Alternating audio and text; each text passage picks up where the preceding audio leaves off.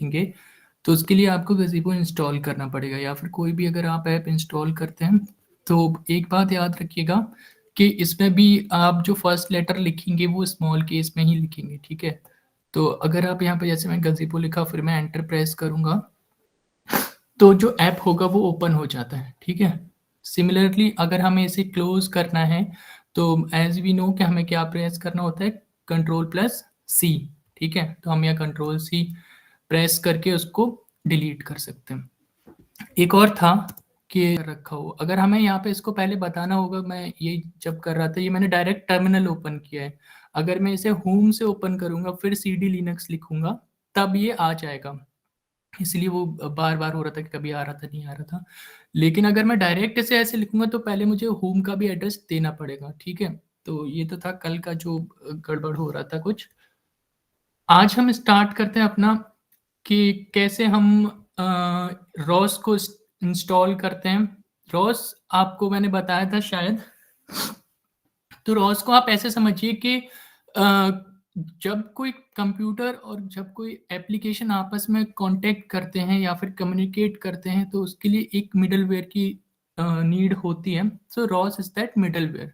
So what is ROS, अगर आपको कोई पूछे तो हम कई बार बोलते हैं रोबोट ऑपरेटिंग सिस्टम या जो भी डेफिनेशन बोल देते हैं। हमें रॉस को डिफाइन करना हो तो हम सिंपल एक लाइन में डिफाइन कर सकते हैं कि अगर आपसे कहीं भी कोई भी पूछे कि रॉस क्या है, रॉस इज ए मिडलवेयर, ठीक है। मिडलवेयर क्या होता है, जो हेल्प करता है दो एप्लीकेशन को कम्युनिकेट करने के लिए या फिर कंप्यूटर और एप्लीकेशन को कम्युनिकेट करने के लिए। और डिफरेंट डिफरेंट टाइप के हमारे पास मिडलवेयर होते हैं। रोबोटिक्स में जो मिडलवेयर रिक्वायर्ड होता है वो होता है रॉस या फिर रॉस 2। रॉस 2 क्या है, रॉस का ही एक अपडेटेड वर्जन है रॉस 2। अभी जितनी भी हम रोबोटिक्स की प्रोग्रामिंग करते हैं वो करते हैं रॉस 2 में। रॉस 2 से पहले था रॉस, ठीक है।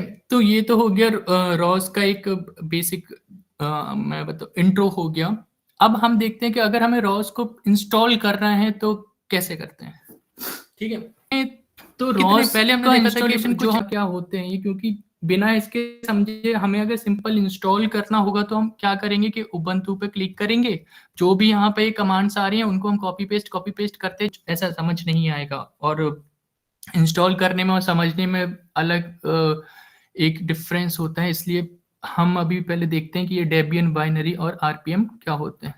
मैं यहीं लिखता हूँ, ठीक है। तो जब हम बात करते हैं कि जैसे आपने देखा होगा लिनक्स की या फिर विंडोज की, तो इसमें दो टाइप के पैकेजेस होते हैं हमारे पास। जो इसमें डेबियन पैकेजेस लिखा है, डेबियन पैकेजेस जो होते हैं इनके दो टाइप होते हैं। इनको अगर हम डिवाइड करेंगे तो इसके बेसिक कितने टाइप होते हैं, दो टाइप। फर्स्ट इसका जो होता है वो होता है बाइनरी पैकेजेस। पैकेजेस क्या होते हैं वो मैं अभी आपको बताऊंगा। दूसरा होता है, अगर हम इसी के बाद ऐड ऑन करेंगे इसमें, तो एक होता है सोर्स पैकेजेस, ठीक है। तो हमारे पास जो डेबियन पैकेजेस हैं वो दो टाइप में डिफाइन हुए, बाइनरी पैकेजेस और सोर्स पैकेजेस। अब बाइनरी पैकेजेस और सोर्स पैकेजेस अलग अलग क्यों इसमें लिखे गए हैं वो देखिए। और एक और होता है आरपीएम पैकेजेस, लेकिन जो आरपीएम पैकेजेस होते हैं वो डेबियन के अंडर नहीं आते हैं। डेबियन में दो ही होते हैं, बाइनरी और सोर्स। आरपीएम हम अलग से देखेंगे। तो सबसे पहले हम समझते हैं कि ये बाइनरी पैकेजेस क्या होते हैं। तो जो भी आपके पास, मान लीजिए आपने कोई फाइल इंस्टॉल की, कोई भी आपके पास एक फाइल है और अगर वो फाइल एग्जीक्यूटेबल है, कल मैं आपको एक टर्म बताया था एग्जीक्यूटेबल। एग्जीक्यूटेबल एक फाइल है और उसके अंदर क्या है, या तो उसके अंदर एक कॉन्फ़िगरेशन फाइल है या उसके अंदर कॉपीराइट इंफॉर्मेशन है या फिर कोई और अदर डॉक्यूमेंटेशन है, ठीक है। तो वो सारे किसके अंडर आते हैं, वो सारे पैकेजेस हो गए बाइनरी पैकेजेस। समझ गए कि आपके पास जब भी आप कोई ऐप या फिर कुछ भी इंस्टॉल करते हैं तो आपको पता है कि उसमें कॉपीराइट इंफॉर्मेशन भी होती है ना। उसके अंदर कॉन्फ़िगरेशन फाइल्स भी होती हैं। उसके अंदर आप देखेंगे तो कोई भी आप इंस्टॉल करेंगे तो ये सारी फाइल्स होती हैं, पर हमें नहीं पता होता क्योंकि हमें तो ऐप इंस्टॉल किया, इंस्टॉल करने के बाद क्या होता है हमें उससे नहीं मतलब, हमें ऐप चलना चाहिए, ठीक है। इसलिए हम देखते नहीं है कि क्या क्या इंस्टॉल हुआ क्या नहीं हुआ। लेकिन जब हम जाते हैं डेवलपमेंट लेवल पे, स्पेशली इन रॉस, तब हमें ये सारी चीज़ें पैकेजेस क्या कैसे क्या होते हैं हमें पता होना चाहिए। तो बाइनरी पैकेजेस में क्या-क्या फाइल्स आती हैं? कॉन्फ़िगरेशन फाइल्स हो गई हमारी, कॉपीराइट इन्फॉर्मेशन हो गई और जो अदर डॉक्यूमेंटेशंस हो गए, वो सारे किसके अंडर आएँगे? बाइनरी पैकेजेस के अंदर। आई होप ये आपको हुआ क्लियर। ऐसे ही अब नेक्स्ट होता है सोर्स पैकेजेस, ठीक है? और एक और बात मैं बताऊँ कि जब ये बाइनरी पैकेजेस की ही बात करते हैं, तो हम बाइनरी को सीधा डेबियन भी लिख देते हैं। तो जो बाइनरी अगर कहीं पे लिखा है डेबियन पैकेजेस, तो वो सीधा कॉल करते हैं बाइनरी पैकेजेस को। सोर्स पैकेजेस अगर कहीं होंगे तो अलग से लिखा होगा सोर्स पैकेजेस। डेबियन पैकेजेस और बाइनरी पैकेजेस कई बार हम डॉक्यूमेंटेशन में सेम ही पाते हैं कि अगर कहीं किसी को लिखना होगा डेबियन पैकेज, तो बाइनरी भी लिख सकता है और अगर बाइनरी लिखना हुआ तो डेबियन भी लिख सकता है, ठीक है? लेकिन अगर अलग से लिखा है सोर्स पैकेजेस तो वो डिफरेंस हो गया। तो जो डेबियन या बाइनरी पैकेजेस होते हैं, आप उनको कैसे फाइंड करेंगे? तो इनकी जो फाइल होती हैं, आर्काइव फाइल्स होती हैं, उनके पीछे आप देखेंगे इसमें जो एक्सटेंशन होता है, वो होता है इसमें .deb, ठीक है? इसका जो पीछे आप एक्सटेंशन देखेंगे वो क्या होगा .deb। जहाँ भी .deb लिखा है इसका मतलब वो डेबियन पैकेज है। उसके अंदर क्या-क्या इन्फॉर्मेशन होगी? उसके अंदर हमारी कॉपीराइट इन्फॉर्मेशन होगी, उसके अंदर हमारे कॉन्फ़िगरेशन फाइल्स होगी, इन्फो पेजेस होंगे या फिर बाकी की अदर डॉक्यूमेंटेशंस होगी। ठीक है? क्लियर? ये हो गया हमारा डेबियन पैकेजेस। अब हम बात करते हैं नेक्स्ट, जो हमारा नेक्स्ट है इसके बाद सोर्स पैकेजेस। ठीक है? Source packages. तो सोर्स पैकेजेस क्या-क्या इसमें होता है और इसके क्या-क्या फाइल्स होती हैं, उससे पहले देखते हैं हम कि सोर्स पैकेजेस आप ढूँढेंगे कैसे आपको पता पड़ेगा कि ये सोर्स पैकेजेस हैं। तो कल आपको याद हो कि हम ज़िप फाइल देख रहे थे, है ना? तो उसके जो एक्सटेंशन थे, तो एक तो था .gz था, है ना? एक और था .tar भी होता है, .tar भी होता है। एक और होता है इसी में ही .orig। ठीक है? तो ये 3 टाइप के एक्सटेंशंस आपको कहीं भी दिखें और भी होते हैं इसमें। आप कई बार होता है .diff .gz, मेनली इन्हीं के बीच में आपको कहीं न कहीं आपकी फाइल दिखेंगी। तो ये सारे जो होते हैं, एक .org और यहाँ पे .diff .gz, ये चारों में अगर आपको कोई फाइल दिख रही है तो वो क्या है? हमारा सोर्स पैकेजेस, ठीक है? अब सोर्स पैकेजेस में क्या-क्या इन्फॉर्मेशन होती है? जो भी आपकी मेन फाइल्स हो गई जिससे कि इंस्टॉलेशन होगा या फिर जिससे आपके जो आप देखते हैं कि एकदम से इंस्टॉलेशन स्टार्ट हो गया या फिर एक्सटेंशन स्टार्ट हो रहा है, वो सारी फाइल्स कौन सी होती हैं? Source packages. यानी कि अगर सिंपल समझाएं तो बाइनरी पैकेजेस को साइड करो, जो भी बचा वो सारी क्या है? Source packages.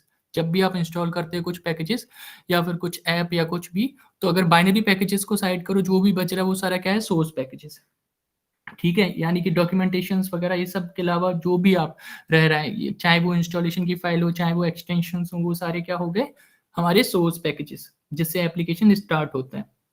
ठीक है? और ये सब किसमें हमें मिलते हैं? ये सब हमें मिलते हैं जो कंप्रेस्ड फाइल होती है .gz, .tar, .rig, और बाइनरी पैकेजेस मिलते हैं हमें आर्काइव फ़ोल्डर्स में, जिसकी एक्सटेंशन होती है .db। ठीक है? ये हो गया हमारा जो यहाँ पे लिखा था डेबियन पैकेजेस और बाइनरी पैकेजेस। ठीक, विंडोज़ के लिए हम बाइनरी इंस्टॉल करते हैं और उबंटू के लिए हम यहाँ पे क्या करते हैं? Debian packages. अब हम नेक्स्ट देखते हैं इसमें, एक और इसमें नीचे लिखा है ये RHEL क्या है? ठीक है? तो RHEL अगर मैं समझाऊँ तो इसकी एक फुल फॉर्म जो होती है RHEL की, फर्स्ट ऑफ ऑल आपको ये 2 चीज़ें समझ आईं कि डेबियन और बाइनरी पैकेजेस और सोर्स पैकेजेस क्या होते हैं?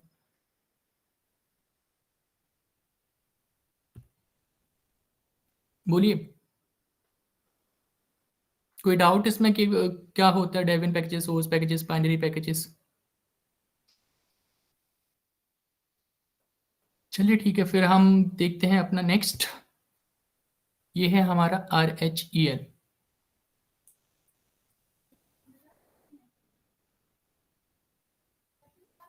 देखिए, तो RHEL जो होता है, ये इसकी फुल फॉर्म जो होती है वो होता है कि रेड, R फॉर रेड, फिर हेड, फिर उसके बाद पैकेज, फिर होता है मैनेजर। यानी कि जो सॉरी ये RHEL है, तो जब हम RHEL का लिखते हैं तो ये होता है, ये जो रेड हैट पैकेज मैनेजर होता है ये होता है RPM का, लेकिन जब हम RHEL का लिखते हैं तो RHEL का होता है रेड हैट एंटरप्राइजेस लिनक्स। ठीक है, तो जो हमारा आरपीएम होता है वो होता है रेड हैट पैकेज मैनेजर, जो यहाँ लिखा है आरपीएम पैकेजेस, तो वो हो गया रेड हैट पैकेज मैनेजर। और RHEL क्या होता है, वो होता है रेड हैट एंटरप्राइजेस लिनक्स, ये एंटरप्राइजेस होगा।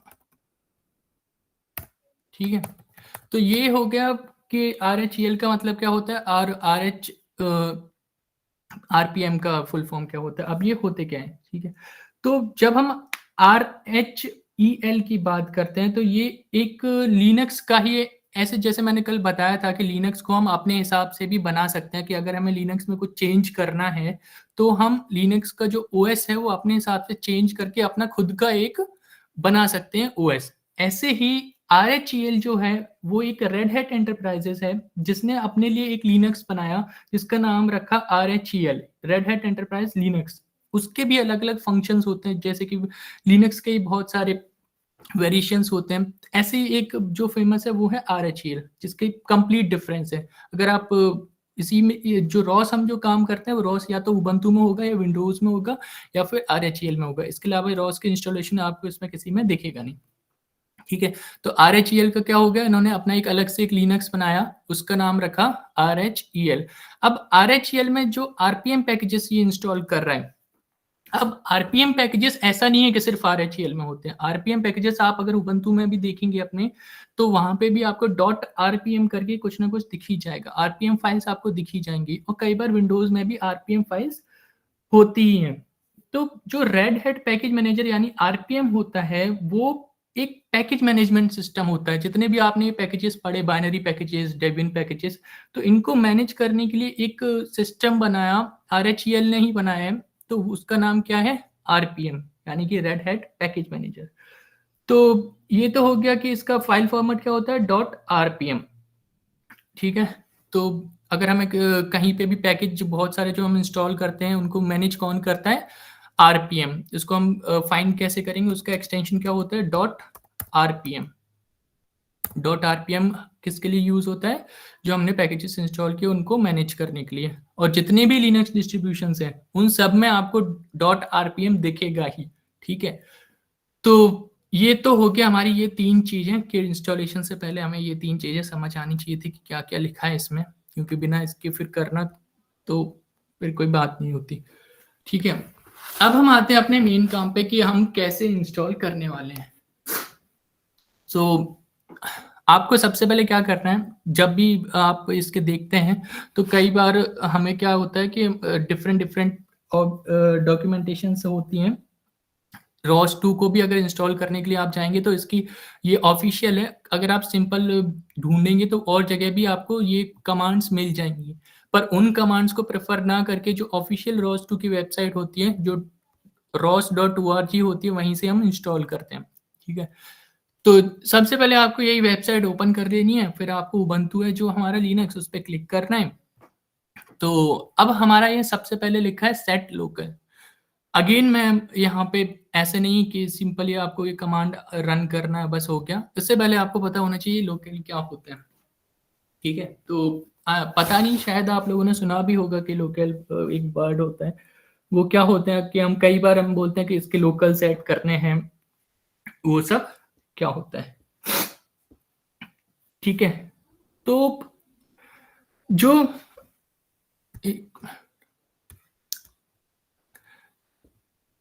ठीक है, तो जो हमारे लोकल होते हैं वो क्या होते हैं कि आपके पास जब भी कुछ इंस्टॉल कर रहे होते हो थ्रू इंटरनेट, तो दो चीजें आपकी इंफॉर्मेशन जो होती हैं, वो एक पहली होती है कि आप कौन सी लैंग्वेज प्रेफर करते हो। कि अगर हम पीसी यूज कर रहे हैं तो हमारी ऑब्वियसली यहाँ पे जो इंग्लिश यूएस वाली पे सेट होता है, और भी किसी लैंग्वेज पे सेट होता है।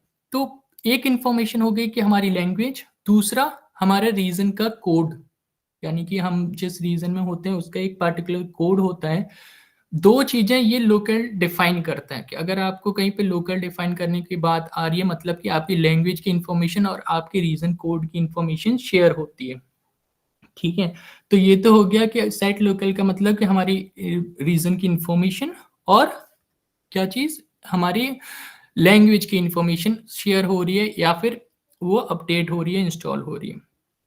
अब जो नेक्स्ट आता है इसमें, आप देख रहे होगे, ये सिंपल आपको क्या करना है, कैसे क्या करना है, कॉपी करना है इसको, यहाँ से अपना टर्मिनल ओपन करना है, मैं यहाँ पे डाल लेता हूँ और पेस्ट कर देना है यहाँ पे कंट्रोल से V। ठीक है, तो ये पासवर्ड पूछेगा जो भी, वो आप देख लीजिएगा। सिंपल आपको कुछ नहीं करना, यहाँ से इसको कॉपी पेस्ट करना। अगर आप चाहें तो ऐसे करके भी कर सकते हैं। जैसे ही आप ये करेंगे, स्यूडो की वजह से कल मैंने बोला था कि ये आपसे पूछेगा पासवर्ड, मेरे में ये इंस्टॉल है इसलिए मैं इसको रन करूंगा तो कुछ नहीं होगा, इसलिए मैं आपको नहीं दिखाऊंगा, ये आपको खुद ही करना है। लेकिन इसमें अब एरर क्या क्या आ सकते हैं आपको, पहला एरर आ सकता है लोकल सेट करते टाइम, और दूसरा एरर आता है जब हम जीपीजी की क्रिएट करते हैं। जीपीजी की क्या होती है वो हम अभी देखते हैं। तो इन दोनों एरर को या तो आप क्या कर सकते हैं कि जब आप कोई वाईफाई यूज कर रहे होते हो, कि अगर आप वाईफाई के थ्रू इंस्टॉल कर रहे हो तो कई बार हमें अपने जो लोकल नेटवर्क होता है यानी फोन का हॉटस्पॉट होता है, आप उससे कनेक्ट करिएगा तो वो एरर आना बंद हो जाएगा। अगर उससे भी ना हो फिर आपको वीपीएन कनेक्ट करना पड़ेगा, तब शायद जाके उससे इंस्टॉल हो जाए। ये एरर्स आ जाते हैं ड्यूरिंग लोकल सेट करने में और जीपीजी की क्रिएट करने में। जो वीपीएन आपको यूज करना पड़ जाएगा वो लोकल में तो नहीं होगा, उसमें तो हो जाएगा, पर जब जीपीजी की आप क्रिएट करेंगे तब आपको वो कनेक्ट करना पड़ जाएगा। अगर नॉर्मली नहीं हो रहा है, प्रेफर करिएगा कि आप जियो ही यूज करते हैं तो जियो पे ही कर लेंगे, क्योंकि इसमें जब आप हम लोकल और जीपीजी रॉस के लिए देखते हैं ना, तो कई बार हमें ये भी होता है कि सर्विस प्रोवाइडर चेंज भी करना पड़ जाता है, कि अगर कई बार जियो सपोर्ट नहीं करता तो हम एयरटेल या फिर किसी और सिम से करते हैं। ठीक है, तो ये तो हो गया कि आपको क्या कैसे करना है। तो कल आपको याद है मैंने स्यूडो का बोला था कि जब भी कोई हम एडमिनिस्ट्रेशन के साथ करते हैं, कुछ भी इंस्टॉल करते हैं, कुछ भी करते हैं, तो उसके लिए स्यूडो यूज करते हैं।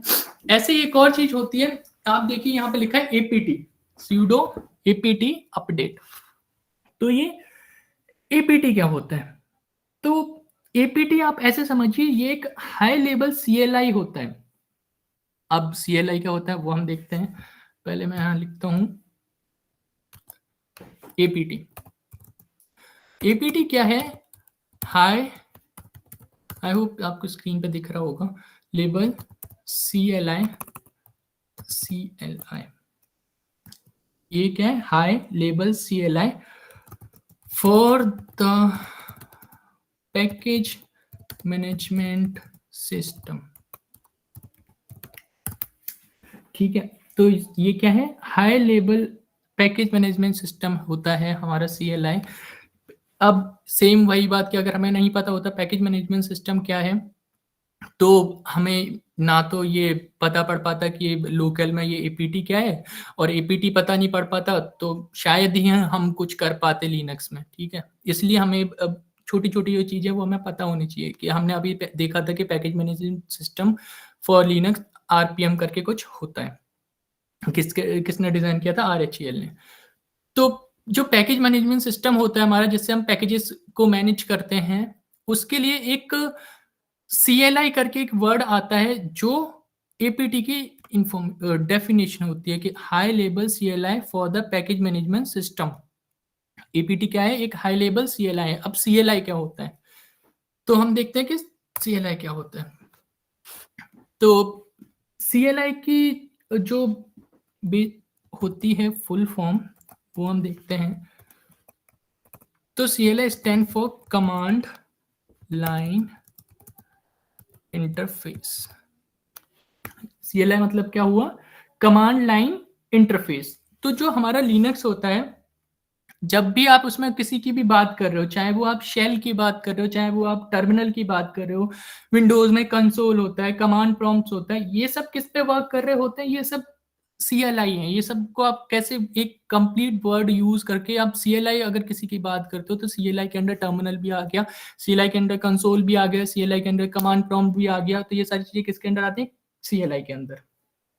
तो CLI क्या होता है? कमांड लाइन इंटरफेस, जो एक टेक्स्ट इंटरफेस होता है। यानी कि अगर आपको विंडोज के CPU के साथ कुछ करना होता है या फिर विंडोज के OS के साथ कुछ भी करना होता है तो आप किसका यूज करते हो? CLI का, यानी कि टर्मिनल का, या फिर जो भी हो गया विंडोज में होता है कमांड प्रॉम्प्ट वगैरह।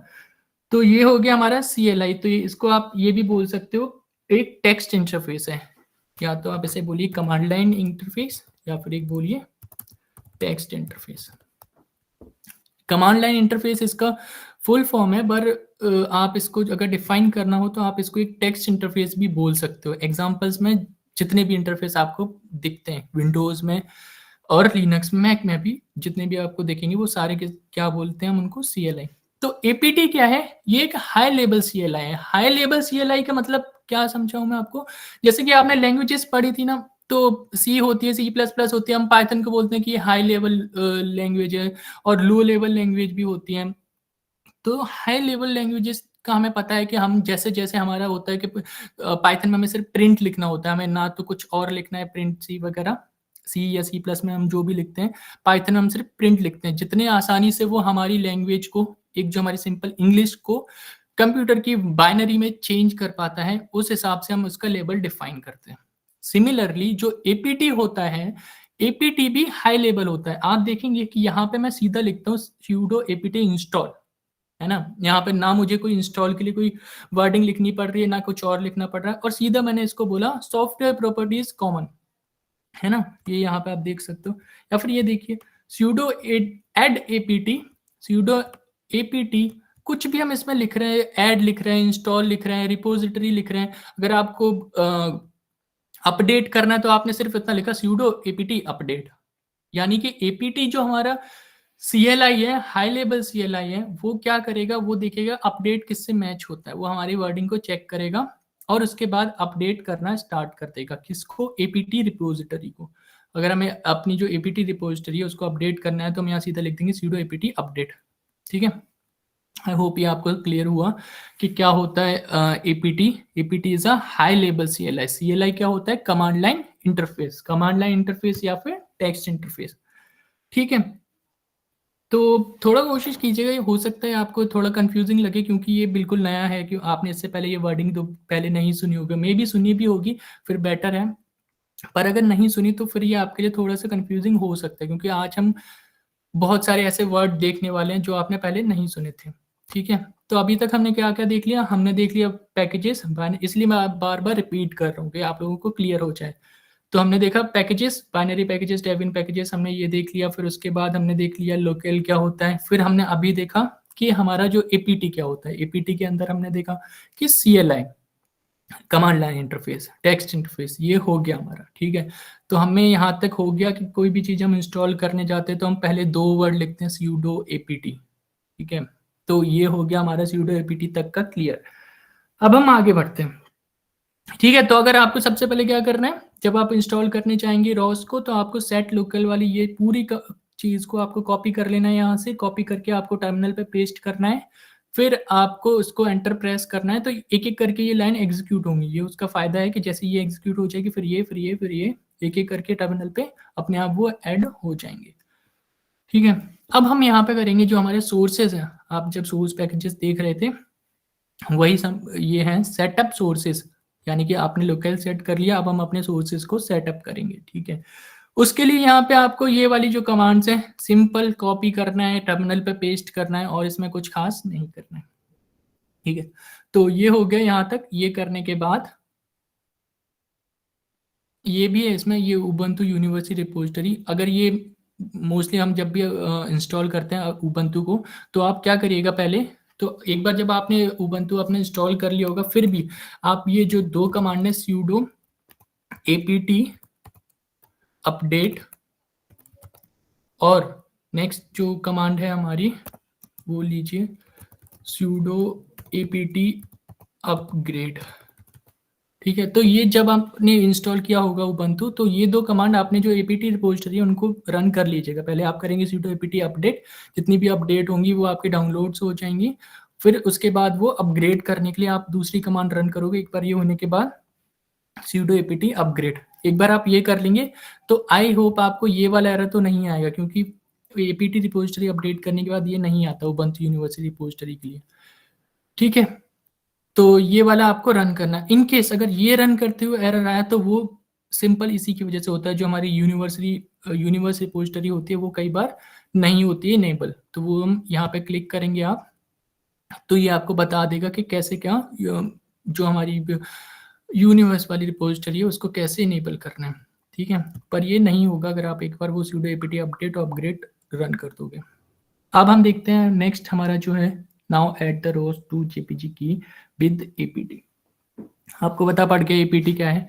अब हम ये एक नया वर्ड मिल रहा है जीपीजी। ये जीपीजी क्या है? चलिए फिर हम देखते हैं। ठीक है, तो जो हमारा ये जीपीजी नया वर्ड आया, ये स्टैंड करता है, इसकी जो फुल फॉर्म होती है वो होता है इसका GNU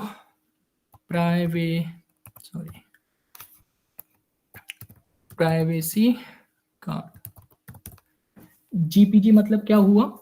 GNU प्राइवेसी गार्ड। ये क्या होता है? अभी GNU हम देखेंगे कि GNU क्या होता है। तो GPG stands for GNU privacy guard. ये क्या होता है? ये एक टूल, ये समझ लीजिए कि जी एक टूल है जो किसके लिए यूज होता है? सिक्योरिटी के लिए।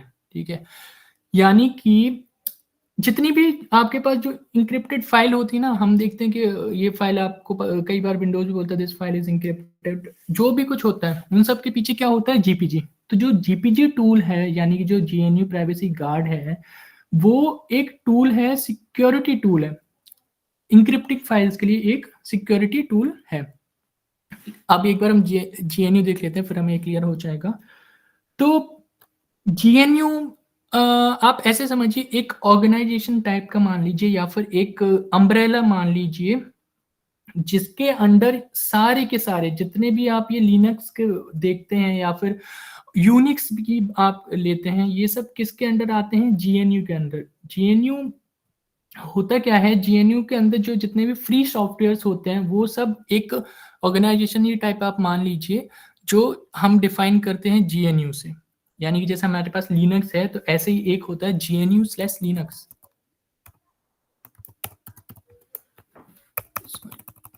GNU/लिनक्स।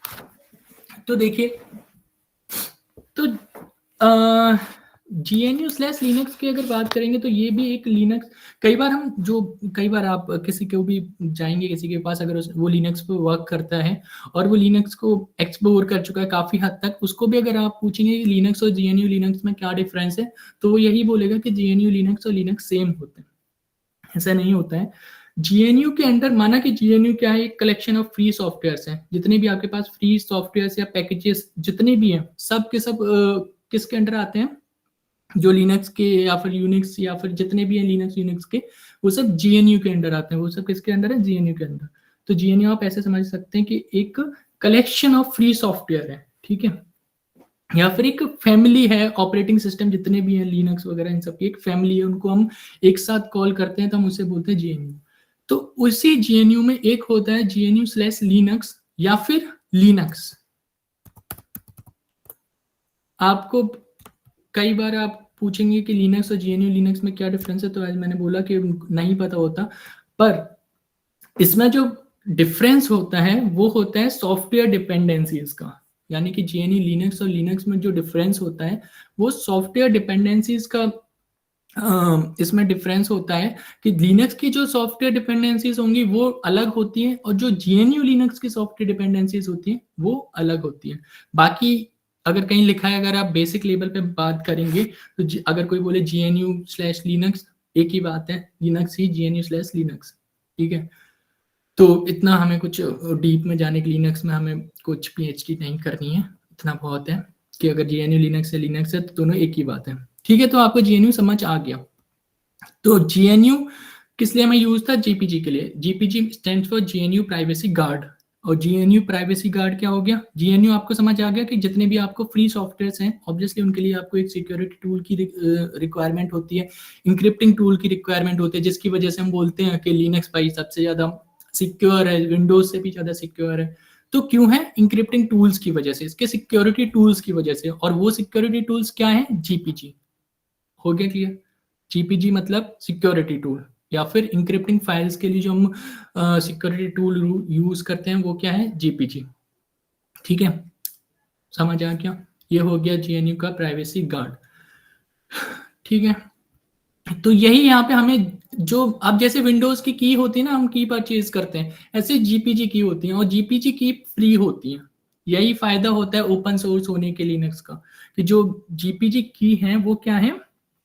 फ्री है। और जो जीएनयू था, मैंने आपको बताया कि जीएनयू क्या होता है कि सबका वो एक फैमिली या फिर एक कलेक्टिव, आप नाम बोल लीजिए, तो जीएनयू का एक अपना खुद का एक लाइसेंस है। जैसे विंडोज के हम लाइसेंस देखते हैं ना, माइक्रोसॉफ्ट का जो होता है, ऐसे ही जीएनयू का ही एक खुद का अपना एक लाइसेंस है। वो क्या होता है? जीपीएल। तो ये काफी कंफ्यूजिंग वर्ड है, जीपीजी, जीएनयू, अब एक और आ गया जीपीएल। पर एक बार हम इसका, हमें आदत आ जाएगी, हम धीरे धीरे अगर हम लिनक्स पे काम करते रहेंगे, रोस्ट पे, तो हमें पता पड़ जाएगा ये सब वर्डिंग का क्या मतलब होता है। ठीक है, तो हम देखते हैं कि भाई अब ये जीपीएल क्या है। तो जीपीएल मतलब एक general public licence. General public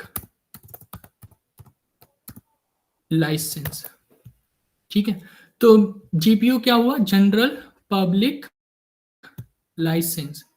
यानी कि पहली बात तो ये पब्लिक है और ये फ्री है, यानी कि हमें इसमें ना कोई पैसे देने ना कुछ देने। और दूसरी बात, ड्यू टू जीपीजी, यूएस में जो जीपीजी है, इसकी वजह से ये सिक्योर भी विंडोज या फिर बाकी सारों से ज्यादा होता है। ठीक है, अगर आप लिनक्स पढ़ रहे हैं तो आपको ये चीजें अगर पता होंगी तो आपको एक कटिंग एज देती है बाकी सब लोगों से, जो सिर्फ लिनक्स को एज अ क्रोम लिनक्स। अगर मैं अगर सच बोलूंगा तो हम लोग में से जब मैं भी था तो मैंने भी पहले इंस्टॉल किया था लिनक्स, तो नहीं पता था काफी टाइम तक, बस कूल बनने के लिए एक फैक्टर हो जाता था कि लोग विंडोज यूज करते थे, हम यूज करते थे लिनक्स। करना उसमें यूज कुछ नहीं, हमें ओपन करना है क्रोम ही, या फिर हमें ओपन करना है उसमें व्हाट्सएप ही, या जो भी यूट्यूब ही।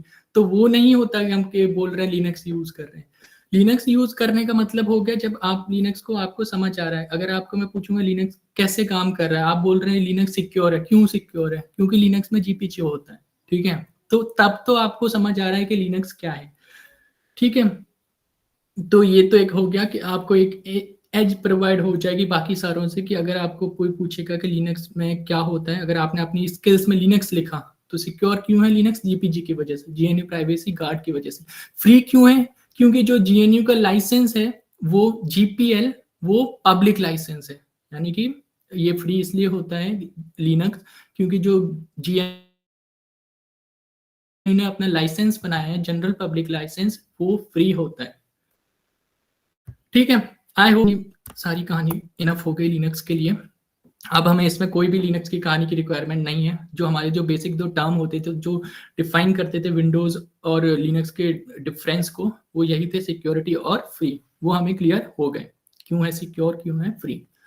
ठीक है, अब इसके बाद इसमें कुछ नहीं रहता, अब आपको सिंपल जाना है इसके इंस्टॉलेशन पे। अब इसमें जितनी भी चीजें हैं वो सारा कुछ इसमें, अब इसमें इतना ज्यादा समझने के लिए नहीं है। ठीक है, तो आपको ये सारी की सारी इको कमांड मैं नहीं बताऊंगा, क्योंकि आपको ये खुद लोगों के साथ शेयर की थी जो हैंडबुक, उसमें आपको इको लिखा होगा, आप वहां से खुद ही देखिएगा। इको देखने के चक्कर में आप बाकी भी देख लेंगे, वरना आप ओपन नहीं करेंगे। ठीक है, तो ये हो गया हमारा सोर्स सेटअप करने के लिए। आपको ये कॉपी करना है, जैसे ये कॉपी करके पेस्ट कर देंगे आप यहाँ टर्मिनल पे अपने। फिर उस करना है सेम ये करके आपको ये सारी के सारी कर देना है। ठीक, अब लास्ट में आपको क्या करना है? sudo apt update, sudo apt upgrade, इसको करने की जरूरत नहीं है क्योंकि आप पहले ही ये कर चुके होंगे। सॉरी, जस्ट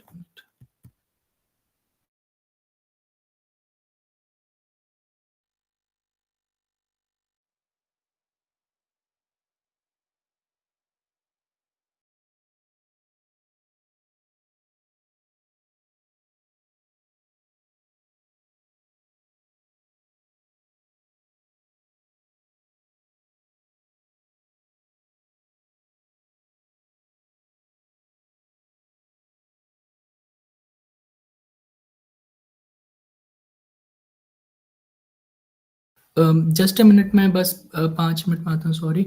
तब तक आप लोग क्या करिए, आप जो ये कमांड्स थी हमारी, कौन-सी वाली, अगर आप लोगों ने लिनक्स इंस्टॉल कर लिया तो एक बार आप इसको रन करके देखिए। तो चलिए मैं कंक्लूड ही कर देता हूँ, अब इसमें जैसे कि ज़्यादा कुछ नहीं बचा। तो जब आप ये सारी कमांड्स को रन कर लेंगे, तो आपको सबसे पहले एक एरर आएगा, आएगा 100% आएगा, 99% आएगा। वो आएगा इसलिए क्योंकि आपने एनवायरनमेंट सेटअप नहीं किया होगा। तो वो भी आप यहाँ से कर लीजिएगा, source OPT Ross slash हम्बल्स raw setup dot best. ये क्या होता है कि जब भी आप कोई भी फाइल या कोई भी चीज़ इंस्टॉल करते हैं तो उसकी एक लोकेशन आप डिफाइन करते हैं, ठीक है।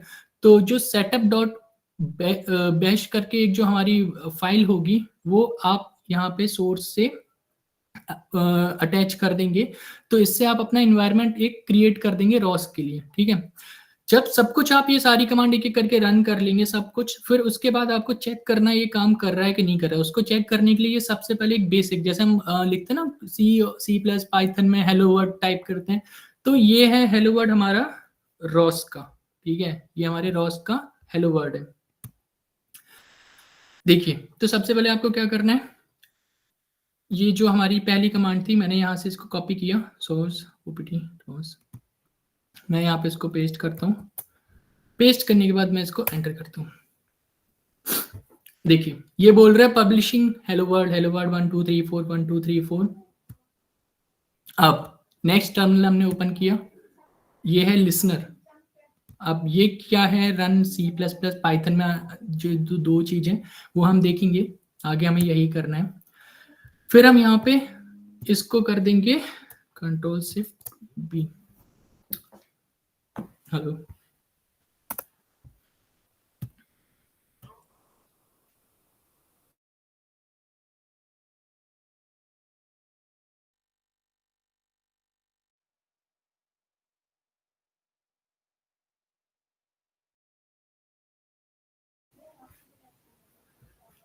ठीक है। तो इससे आप यहाँ भी देख रहे हैं, सॉरी फॉर इंटरप्शन, यहाँ पे आप देख रहे हैं कि जब आपने ये वाली कमांड रन की, ये वाली जो लाइन आपने रन की, तो ये एक पब्लिशर बना जो क्या बार बार पब्लिश कर रहा है हेलो वर्ड, और ये कंटिन्यूअस होता है हेलो वर्ड 1 2 3 4।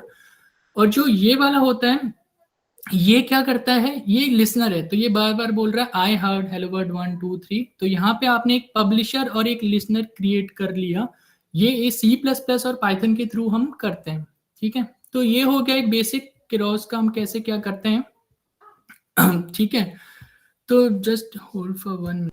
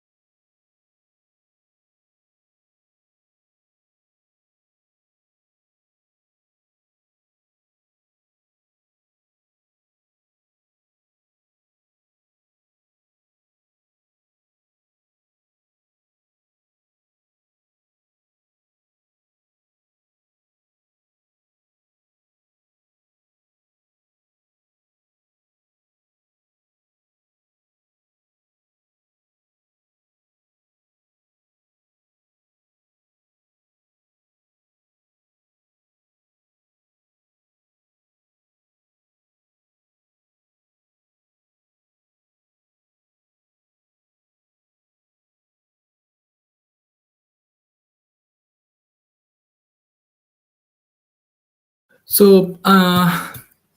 आप लोगों ने अगर किया ट्राई, तो किसी ने किया होगा तो आई गेस आप लोगों को इसमें अभी थोड़ा टाइम लगेगा। इसमें जब ये चीज़ें एक बार इंस्टॉल होना स्टार्ट होती हैं तो काफ़ी साइज़ इनका ज़्यादा होता है, तो इसको टाइम लगेगा। आप धीरे-धीरे करके एक-एक करके ये सारी के सारी इंस्टॉल करने के बाद लास्ट में आपको चेक करना है इससे कि टॉकर और लिसनर से, ये मैंने जैसे आपको अभी दिखाया था कि टॉकर और जो लिसनर होता है हमारा, ये कैसे काम करता है। और ये कंटिन्यूअसली काम करता ही रहेगा। ये यहाँ से लिसन करता रहेगा जब तक आपको इसको टर्मिनेट नहीं करेंगे। कंट्रोल सी, ठीक है?